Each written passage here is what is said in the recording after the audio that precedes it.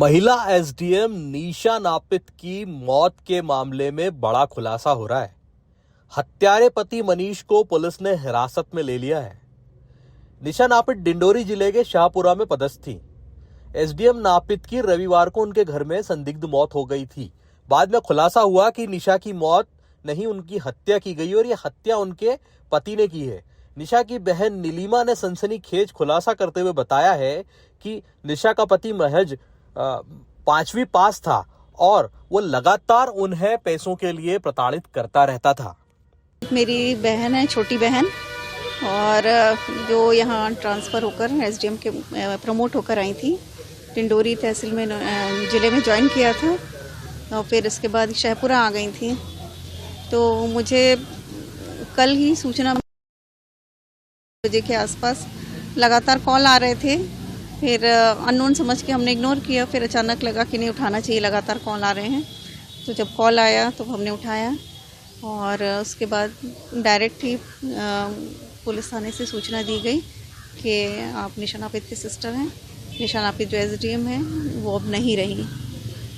ये खबर जैसे ही हमें मिली हम बहुत ही शॉक्ड हो गए और बोले जो भी कारण है आपको यहाँ आइए। आप मनीष शर्मा एक बेरोज़गार व्यक्ति है, ग्वालियर का रहने वाला है और शादी.com मैट्रिमोनी के ज़रिए दोनों की बातचीत हुई और फिर मुलाकात हुई और इस तरह से उनकी शादी हुई। लेकिन शादी में निशा नापित ने हमें नहीं बुलाया, वो हमें भी ना बताएं। शादी हुई गायत्री मंदिर में, मंडला में। मनीष शर्मा का शुरू से ही मकसद था पैसा ऐंठना, और वो जब शादी हुई तो वो उसी समय से ही लगातार उसने दूसरे तीसरे दिन से ही कि मुझे बेरोज़गार हूँ, मुझे काम करने के लिए, व्यवसाय करने के लिए पैसे चाहिए, पैसे दो। और आगे जाकर उसने लोन लेकर उसको पैसे भी दिए हैं 5 लाख करीबन, और भी दिए होंगे जिसकी जानकारी बहुत ज़्यादा नहीं है, लेकिन उनकी जानकारी हाँ मुझे हमेशा। मनीष शर्मा लगातार इनके संपर्क में नहीं रहे। 2-3 दिन रुकते थे, आते थे, उसके बाद फिर 15 दिन, 20 दिन, 25 दिन, कभी महीना भर गायब रहते थे।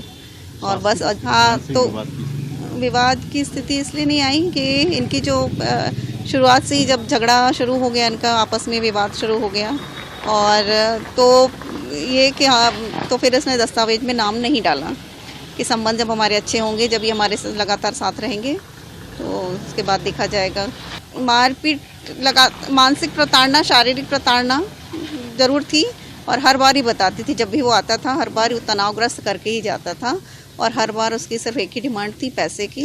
कुछ पैसा वो देती थी, आने जाने का किराया देती थी, और शायद कोई जो भी वहाँ काम कर रहा था, जो भी उसके लिए, हमेशा वो पैसे लेके ही जाता था। इसके पहले डिंडोरी में भी इस तरह की कोई आई थी और उसने हमको बताया नेक्स्ट डे कि कल मतलब क्या हुआ ये नहीं बताया, बस ये बताया कि मेरी कल जान जाते जाते बची है।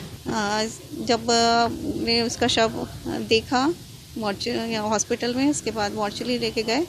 इसके बाद जब हम उनके घर गए तो बहुत उनके कमरे में बेड चादर नहीं था बिस्तर पे, और फिर जो टीम साथ में गई थी, फॉरेंसिक टीम, उन्होंने उसकी खोजबीन की तो बेडशीट और तकिए में सब में स्टेन पाए गए और कपड़े कुछ सूखे दिखाई दिए, और कुछ कपड़े फिर खोजने पे कि तकिया के कवर में भी स्टेन पाए गए, और फिर खोजा गया कि तकिया कहाँ है, तो वो वॉशिंग मशीन में उसके पहने हुए कपड़े और तकिया वॉशिंग मशीन में डूबा हुआ मिला। मुझे पूर्ण रूपेण आशंका है कि मनीष शर्मा ने उसकी हत्या की है।